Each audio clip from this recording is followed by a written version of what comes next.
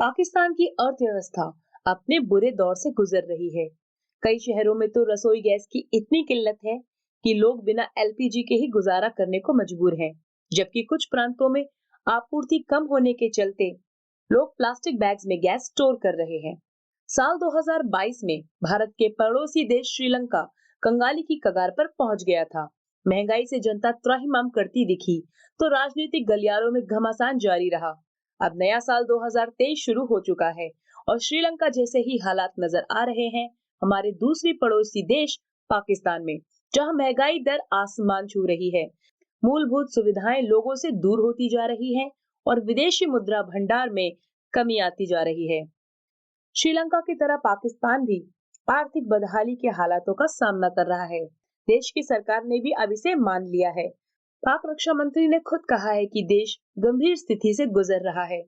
Petrol, diesel हो, खाने पीने के सामान हो या फिर रसोई गैस और बिजली, हर चीज स्थानीय लोगों की पहुंच से दूर होती जा रही है।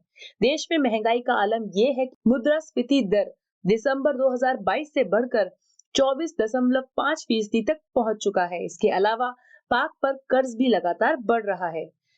पाकिस्तान का उपभोक्ता मूल्य सूचकांक सीपीआई दिसंबर में 24.5% हो गया था। पाकिस्तान में महंगाई कोहराम मचा रही है। इसका अंदाजा चिकन और एलपीजी की कीमतें देखकर ही लगाया जा सकता है। देश में चिकन और मीट आम आदमी की पहुंच से दूर होता जा रहा है। डॉन की रिपोर्ट पर गौर करें तो पाकिस्तान में चिकन 650 रुपए प्रति किलो तक बिक रहा है। यही हाल रहा तो आने वाले दिनों में ये 800 रुपए प्रति किलो तक पहुंच सकता है। एलपीजी गैस की बात करें तो कमर्शियल गैस सिलेंडर 10,000 पाकिस्तानी रुपए में मिल रहा है। लोग बढ़ते दामों की चिंता में प्लास्टिक बैग्स में एलपीजी स्टोर करने को मजबूर हैं।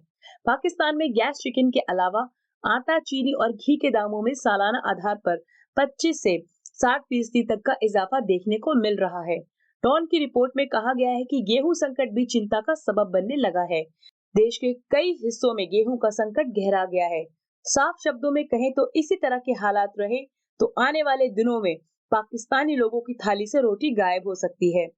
एक ओर जहां स्थानीय लोग गेहूं की किल्लत का सामना कर रहे हैं, वहीं दूसरी ओर सरकार इसके लिए राज्यों की सिर पर ठीकरा फोड़ रही है। इन सब के बीच पाकिस्तानी सरकार के सामने बिजली की कमी भी विकराल समस्या बनकर सामने आ गई है।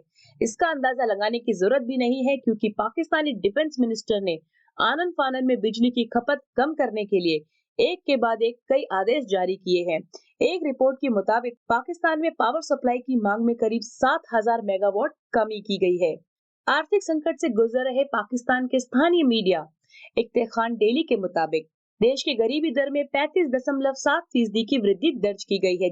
कुल मिलाकर ये आंकड़े और हालात लगभग वैसे ही नजर आ रहे हैं जैसे कि श्रीलंका में दिखाई दिए थे, जहां महंगाई के सारे रिकॉर्ड तोड़ दिए गए थे। पेट्रोल, डीजल के लिए लोगों ने जानें गंवाई थी। बिजली की समस्या लोगों को परेशान करने के बाद भी कारोबार पर ताले लटकाने का काम कर रही थी। एएनआई की रिपोर्ट के मुताबिक अंतर्राष्ट्रीय मुद्रा कोष में सबसे बड़ा आर्थिक संकट झेल रहे पाकिस्तान को मदद देने के लिए आईएमएफ ने जो शर्तें रखी हैं वो देश की सरकार के लिए सिरदर्द बनी हुई है। दरअसल आईएमएफ ने शहबाज शरीफ की सरकार से ग्रेड 17 और उससे ऊपर के रैंक की सरकारी अफसरों की संपत्ति की डिटेल साझा करने की मांग रखी है। यही नहीं, इन सभी अफसरों के अलावा उनके परिवार की संपत्ति की डिटेल भी मांगी गई है।